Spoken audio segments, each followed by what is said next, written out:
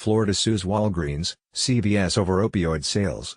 Fort Lauderdale, Florida. Florida is suing the nation's two largest drugstore chains, Walgreens and CVS, alleging they added to the state and national opioid crisis by overselling painkillers and not taking precautions to stop illegal sales. Attorney General Pam Bondi announced late Friday that she has added the companies to a state court lawsuit filed last spring against Purdue Pharma, the maker of OxyContin, and several opioid distributors. Bondi said in a press release that CVS and Walgreens played a role in creating the opioid crisis.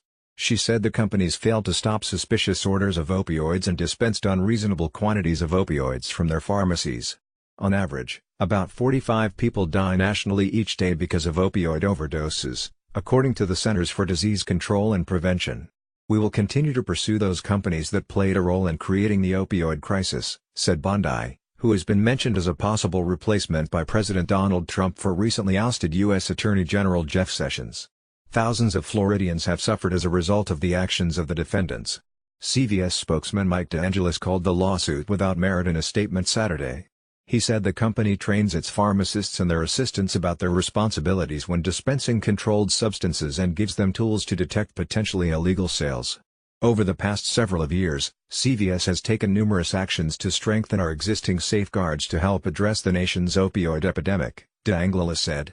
Walgreens said Saturday it doesn't comment on pending lawsuits. Until the law enforcement crackdown at the beginning of the decade, Florida was known for its so-called pain mills.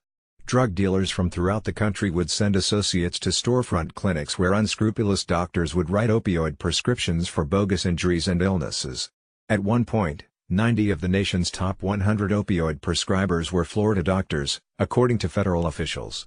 After receiving the prescriptions, the phony patients would buy the pills from Florida pharmacies. State law says pharmacists must refuse to fill prescriptions they suspect are not for a valid purpose.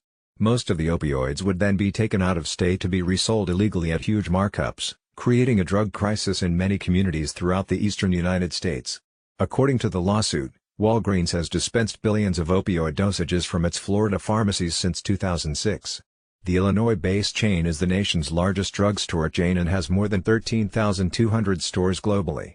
The company distributed 2.2 million opioid tablets from its store in Hudson, a Tampa area town of 12,000. And in one unidentified town of 3,000, sold 285,000 pills in a month, the lawsuit says.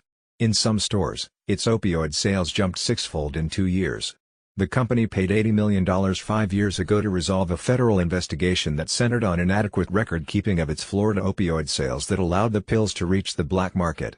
Florida's accusations against CVS were more general, saying it sold 700 million opioid dosages between 2006 and 2014. Including outsized sales in Hudson and 2 other nearby towns. The Rhode Island-based chain has more than 9,800 stores.